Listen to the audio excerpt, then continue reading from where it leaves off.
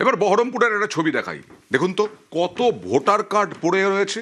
এগুলো কি ভোটের সময় ব্যবহার করা হয়েছিল? এই এপিকগুলো কি ভূমিকা ছিল? এগুলো এলো কোত্থেকে রাস্তায়? বহরমপুরের রাস্তায় প্রায় 200 ভোটার কার্ড। বহরমপুরের রাস্তায় ভোটার কার্ড ফেলে গেল কারা? কথা বলবো প্রতিনিধি প্রণবের সঙ্গে। প্রণব,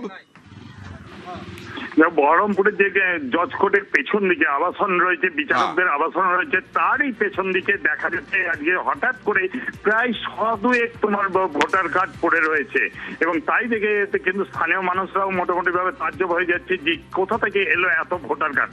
এবং ওই এলাকারই বিভিন্ন বাড়ির কিন্তু ব্যক্তির কিন্তু ওই তোমার ভোটার কার্ড। তারপরে কিন্তু রীতিমতন ভাবে চাঞ্চল্য ছড়িয়ে পড়ে। বহরমপুর থানার পুলিশ আসে এবং 198টি তোমার ভোটার কার্ড উদ্ধার করে নিয়ে যায়।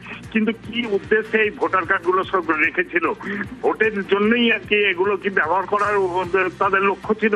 এবং সেই নিয়ে কিন্তু সরব হয়েছেন বিজেপির যিনি বিধায়ক রয়েছেন, তিনিও কিন্তু সরব হয়েছেন এবং যে পুলিশকে উপযুক্ত তদন্ত করে কারাই এই সমস্ত ভোটার কার্ড গুলো সংগ্রহ করেছিল এবং কার কার বাড়ি থেকে নেওয়া হয়েছিল। তবে যে সমস্ত পরিবারের অভিযোগ যে তৃণমূলের যে পার্টি অফিস রয়েছে সেখানকার কোন তৃণমূল নেতাই এই কার্ড গুলো সঞ্চয় করে রেখেছিল। যদিও পুরো ঘটনার তদন্ত করছে বহরমপুর। অবশ্যই তদন্ত করা হোক এবং পদক্ষেপ করা হোক যে কিভাবে এই ভোটার কার্ডগুলো এলো রাস্তায়। মোটামুটি দিন কুড়ি আগে দেখেছিলাম পড়েছিল অল্প, তখন আজকে যে এতটা বেশি পড়েছে এরপর দিন আগের দিন কম দেখেছিলাম ভোটার কার্ড। ওই উকিলাবাদ আমার পাশের পাড়ারই আছে, দেখলে চেনা যাবে। ওই 150 খানিক হবে। নতুন কার্ডও আছে, পুরানো কার্ডও আছে। ডাস্টবিন যখন ময়লা তোলে তারপর থেকে পড়ে আছে তখন দেখছি।